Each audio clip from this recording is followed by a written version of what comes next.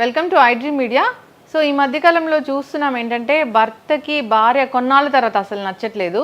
So ఆవిని వదిలించుకోవడానికి రకరకాల కారణాలు చెప్తూ ఉన్నారు. చాలా యంగ్గా ఉన్న వాళ్ళని తెచ్చి ఇంట్లో పెట్టుకుంటూ ఉన్నారు. అసలు ఎందుకు ఈ మార్పు ఎందుకు వస్తుంది? ఎవరిది తప్పు ఉంది దీంట్లో? వివరాలు తెలుసుకుందాం. ఈరోజు మనతో పాటు ఉన్నారు ప్రముఖ beauty cosmetologist and clinical nutritionist Lalitha Reddy గారు. మ్యామ్ నమస్తే. నమస్తే. ఏమనుకోవద్దు ఈ క్వశ్చన్ అడుగుతున్నాను. అదే లక్ష్మి, చాలా టఫ్ క్వశ్చన్ అడిగావు. కాంట్రవర్షియల్ టాపిక్ ఇది అసలు.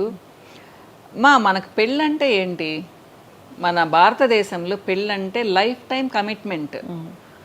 ఈయన నా భర్త, పర్మనెంట్గా ఈయనతో ఉండాలి, ఈమె నా భార్య, ఎలా ఉన్నా కానీ ఈమెతోనే ఉండాలి, అది కమిట్మెంట్. ఒకప్పుడు ఇలానే ఉండేవాళ్ళం లక్ష్మి. రాను రాను ఏమైపోయింది, పెళ్ళంటే సరదాగా అయిపోయింది. అదేంటో మీరు చెప్పినట్టు ఆ టాపిక్కి రావాలి అంటే మన మంత్రాలలో ప్రామిస్ చేపిస్తారు మగవాళ్ళతో. ఎలా ఉన్నా ఈమెకు నేను అండగా ఉంటాను, రక్షణనిస్తాను, చూసుకుంటాను, అన్నిట్లో చేస్తానని. అలానే భార్య కూడా నేను సేవ చేస్తాను, కుటుంబాన్ని వృద్ధి చేస్తాను, ఈయనను వదిలిపెట్టి పోను అని చేయిస్తారు.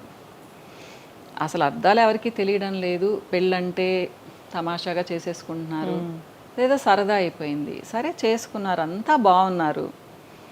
మగవాళ్ళకి 60 సంవత్సరాలు వస్తే కూడా ఏంటి అంటే పరాయి స్త్రీ మీద అట్రాక్షన్ అనేది ఉంటుంది కొంతమందికి, అందరికీ అని చెప్పను.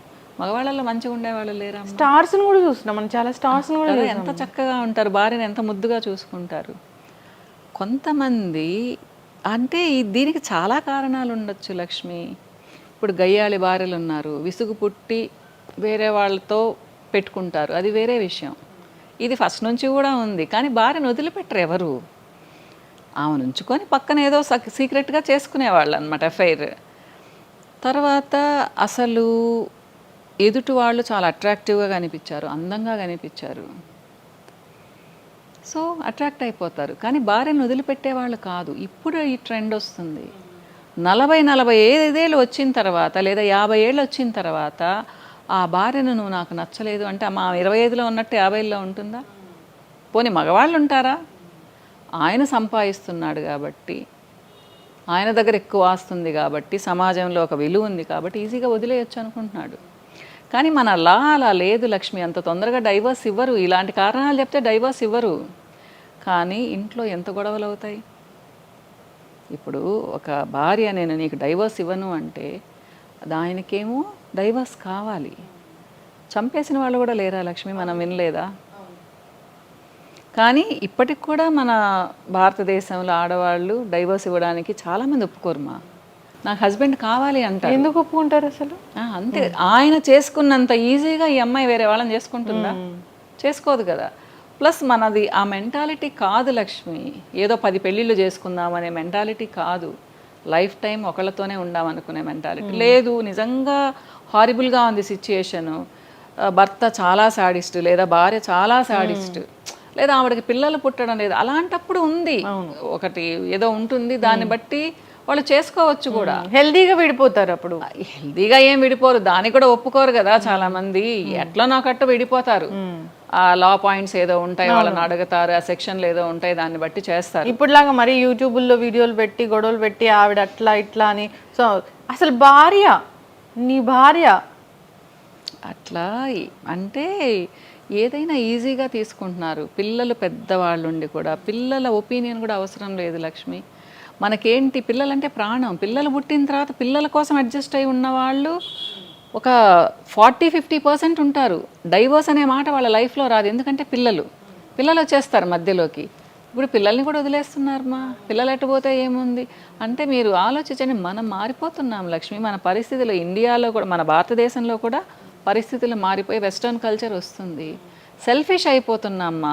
నా సంతోషం నాకు ముఖ్యం. ఒక 55-60 ఏళ్ళ ఆయనకి మరి 30-35 ఏళ్ళ ఆవిడ నచ్చుతుంది. 55 ఏళ్ళ ఆడ మనిషి నచ్చదు. అట్లనే వదిలేస్తారా? ఇప్పుడు 55 ఏళ్ళ ఆయనకి 30 ఏళ్ళ ఆవిడ నచ్చింది.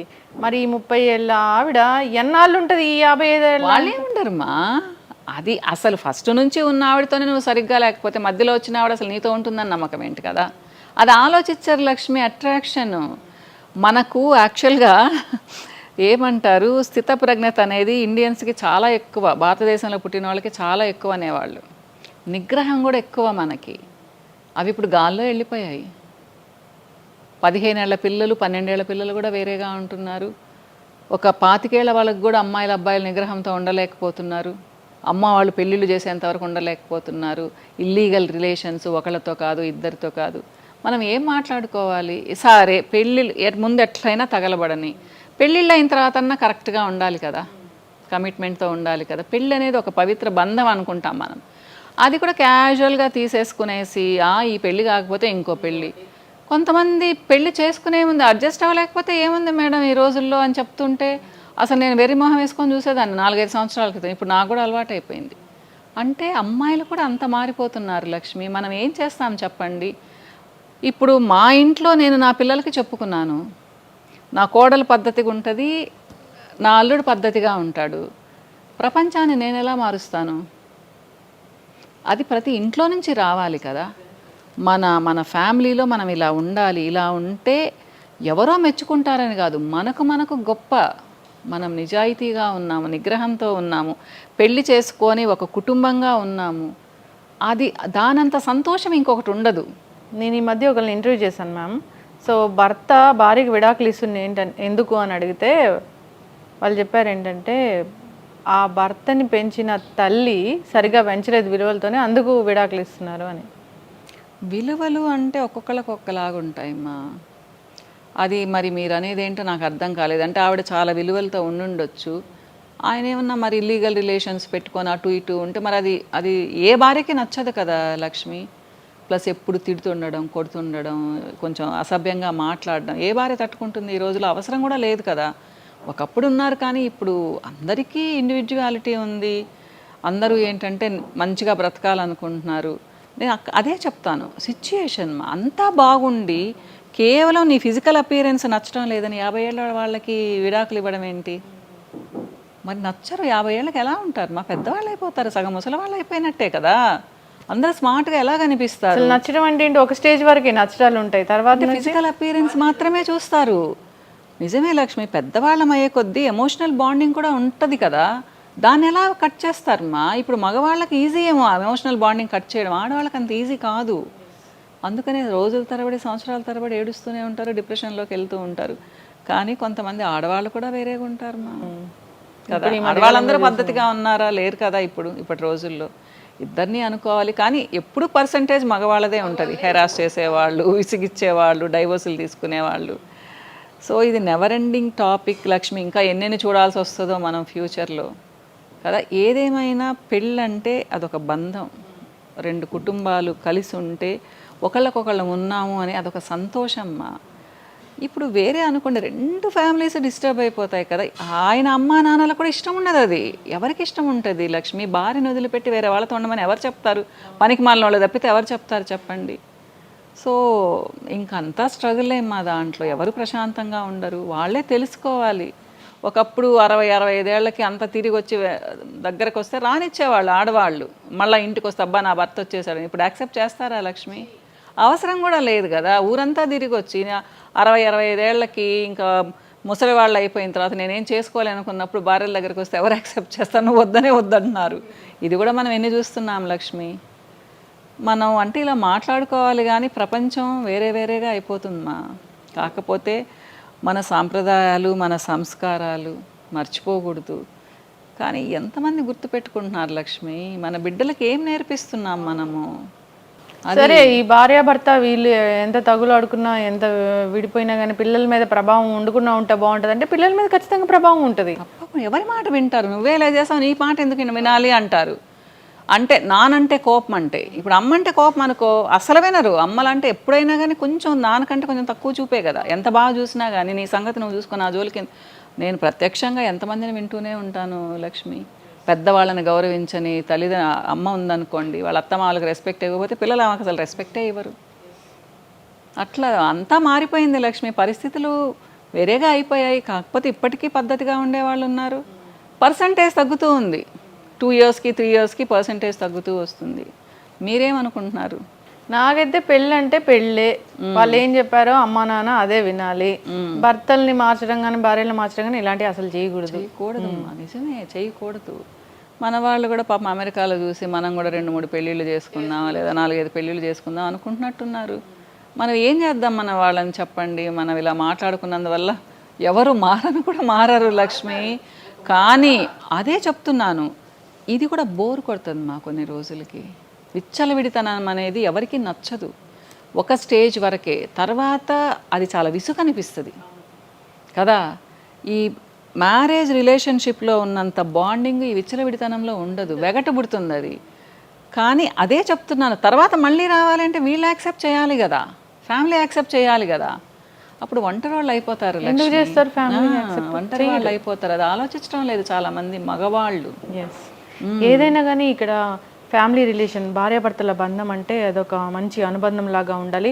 ఒకరి కోసం ఒకరు త్యాగాలు చేసుకుంటూ, సరే ఆవిడ నచ్చలేదా దాన్ని ఎలా మౌల్డ్ చేసుకుంటూ వెళ్ళిపోవాలని చూడలేదు. ఏళ్ళకి ఏ ఆడ మనిషి అందంగా ఉంటది లక్ష్మి. భర్త నచ్చలేదా, లేదమే నోరు నచ్చలేదు, ఇదిగో నువ్వు ఇలా మాట్లాడడం నాకు నచ్చలేదని చెప్పాలి, చెప్పుకుంటూ వెళ్ళాలి.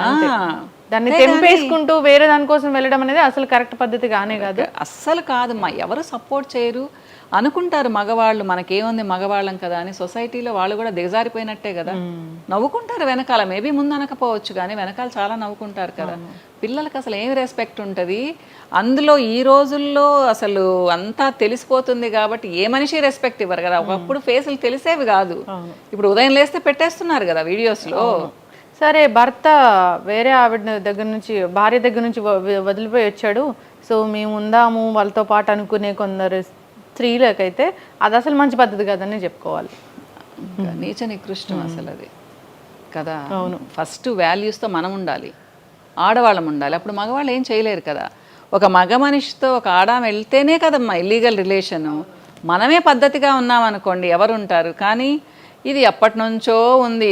అప్పుడు వాళ్ళకు ఒక క్యాస్ట్ పెట్టేశారు, అట్లా తిరిగే వాళ్ళని వెలేసినట్టు చేసేసారు. అప్పుడు వాళ్ళు పబ్లిక్గా అందరికీ తెలిసేవాళ్ళు. కానీ ఇప్పుడు మంచి ఫ్యామిలీస్ నుంచి కూడా అలా ఉన్నారు. ఏం చేద్దాం చెప్పండి. సో మనము మన సాంప్రదాయాలు పాటించాలమ్మా. అట్లీస్ట్ ఆడవాళ్ళు బాగుంటే కూడా సిస్టమ్ బాగుంటుంది, సొసైటీ బాగుంటుంది. కానీ ఆడవాళ్ళు అంతకంటే విచ్చలవిడితనం అయిపోయారు. ఏం మగవాళ్ళు ఉంటే మేము ఎందుకు ఉండడం లేదంటున్నారు లక్ష్మి. అది చాలా పెద్ద తప్పు కదా. అవును, కరెక్ట్. ఇలాంటి వాటి కోసం టైం వేస్ట్ చేసుకోకూడదని కోరుకుందాం. అంతేమ్మా, అంతే. చక్కగా చెప్పారు. భార్యాభర్తలు ఎప్పటికీ కలిసి ఉండాలని అందరూ కూడా పాటించాలి. వీలైనంత వరకు కలిసే ఉండాలిమ్మా, అంతే కదా. అంతే, వదులుకోవాల్సిన అవసరం ఏముంది కదా. ఆబ్వియస్లీ. చక్కటి ఇన్ఫర్మేషన్ మ్యామ్, ధన్యవాదాలు. అమ్మా.